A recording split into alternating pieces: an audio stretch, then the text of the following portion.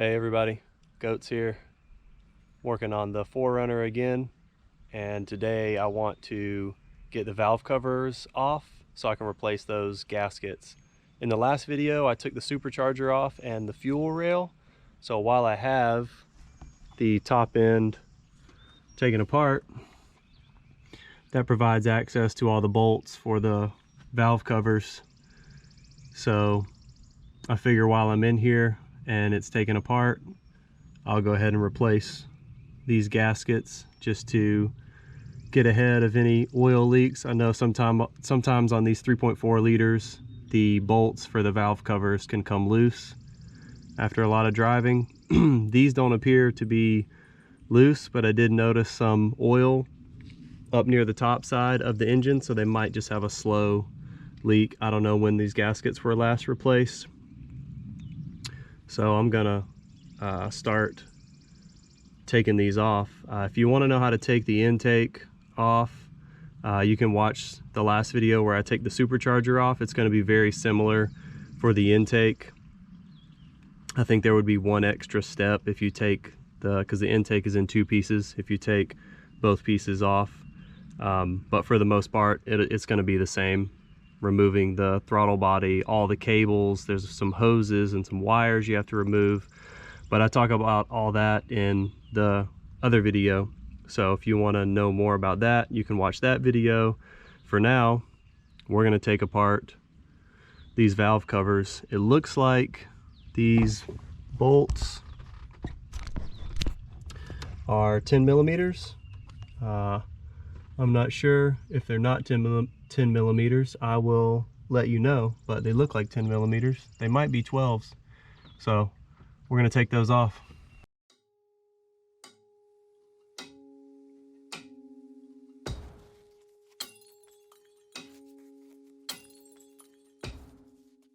All right, all the bolts are removed. This back bolt closest to the firewall right here where my finger is pointing, that's kind of a problem child. You could probably get at it pretty good with a elbow joint for your socket. I could not find mine, so I loosened it with a 10 millimeter wrench, and then once I got it loose, I used this guy right here. So it's very flexible. I actually don't know what you call this. I just happen to have it in my toolkit with a 10 millimeter on the end, and I just put it on a 1/4 inch drive with a 1/4 inch socket on it, and that got it loose. I think next got to take these spark plug boots out, and after that I think you can lift the valve cover off.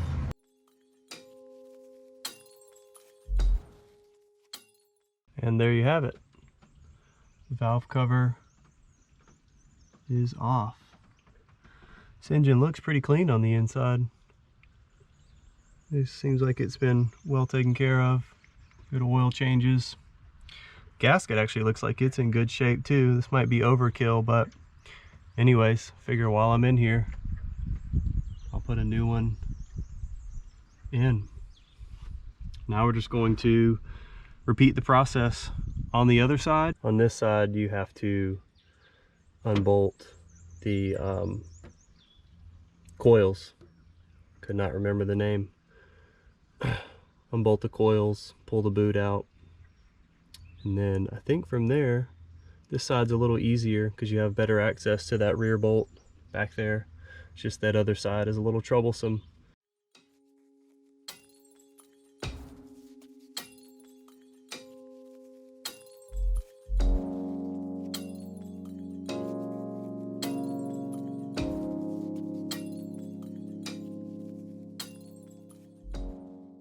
Passenger side's off. That looks pretty good as well. I made a mistake when I was pulling this guy off.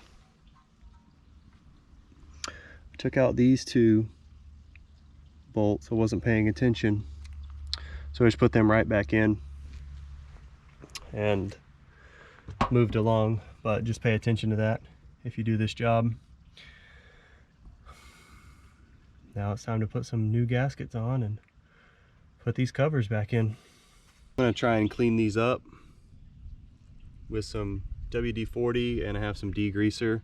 I'm hoping that'll get most of the gunk off, and then I've got to remove these seals. I believe you replace those when you do the valve covers, so they came in the kit, so I got to pop those out. But for right now, we're going to clean this, or clean these valve covers off.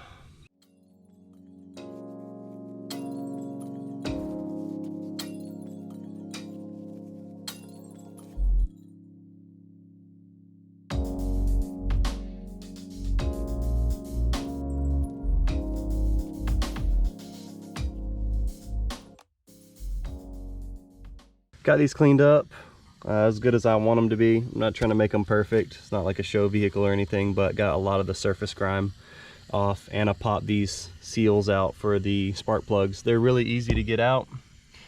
You just stick your finger in here and pop it, grab the rubber lip, and they'll slide right out. Like they're not held in very tightly, so no big deal.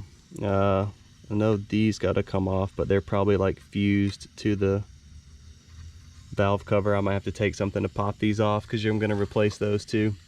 So what I'm going to do is pop all these bushings and washers off and let these valve covers sit and bake in the sun for a little while. I'm going to wipe them down really good, hit them with the air compressor, let them completely dry, and in the meantime what I'll do is go wipe around the mating surface for these valve covers and just get any grime and stuff off of there, so these get a nice and clean mating surface.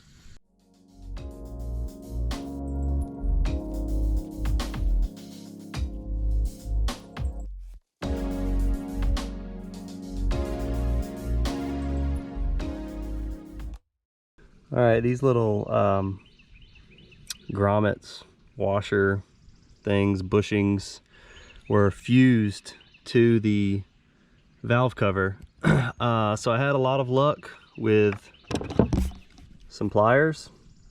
I would just grab on the inner hole and then try and grab the outer lip and peel it up. If you had needle nose, they'd probably work better. These two guys were fused especially tight.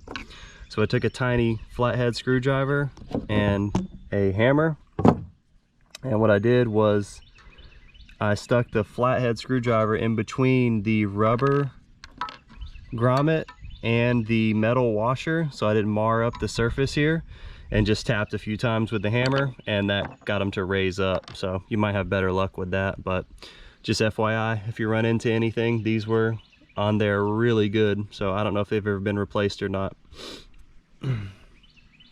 The next step, these are pretty much dry and I've cleaned out the surfaces.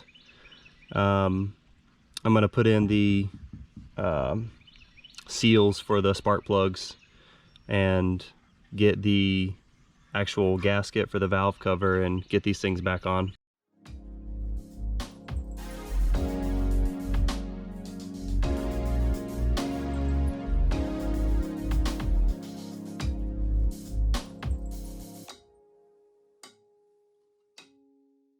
The spark plug seals are in and the gaskets are in.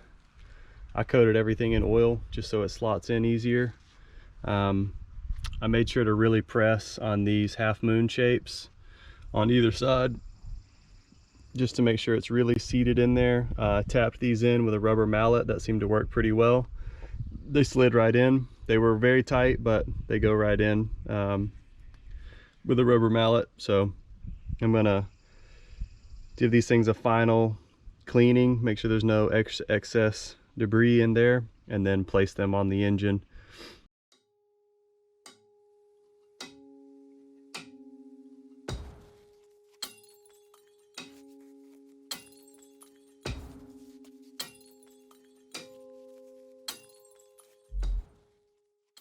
Valve covers are back on.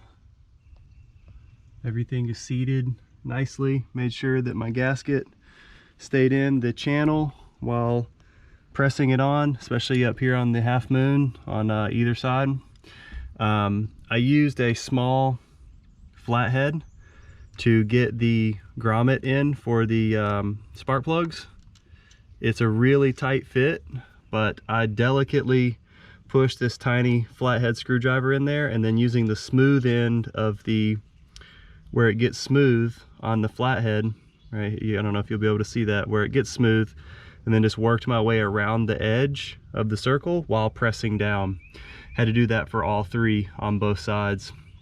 Now it's in there pretty snug and ready to be bolted down. I've got to look up the torque spec on these because I do not know what it is or which pattern you tighten down the valve cover bolts in, because they probably do them in some type of X pattern and then torque them. So I'm going to look that up and torque these things down.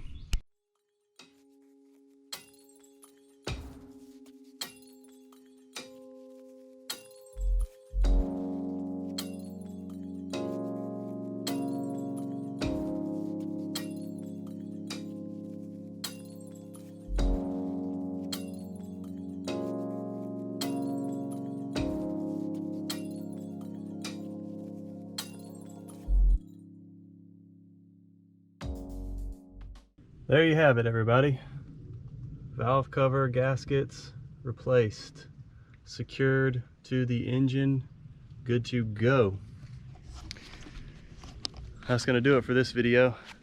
I got some bloody, greasy hands from getting that back bolt close to the firewall. That thing is a pain in the ass. I also opted not to torque those down to spec. I don't have an inch-pounds torque wrench. I only have a big one, and it was easier to me to just feel it out and just go kind of hand tight and then maybe a quarter turn past it. So they're not super tight, and I think it's going to hold. I'm not worried about it. Everything is snugged up, buttoned up on the engine. Yeah, overall not too hard of a process. Just takes a little bit of patience and some elbow grease. I appreciate y'all watching. Hope everybody's doing good out there. If you like the video, hit that like button.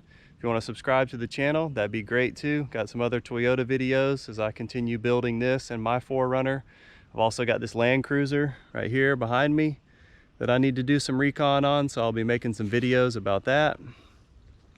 Yeah, y'all stay safe out there. Peace out.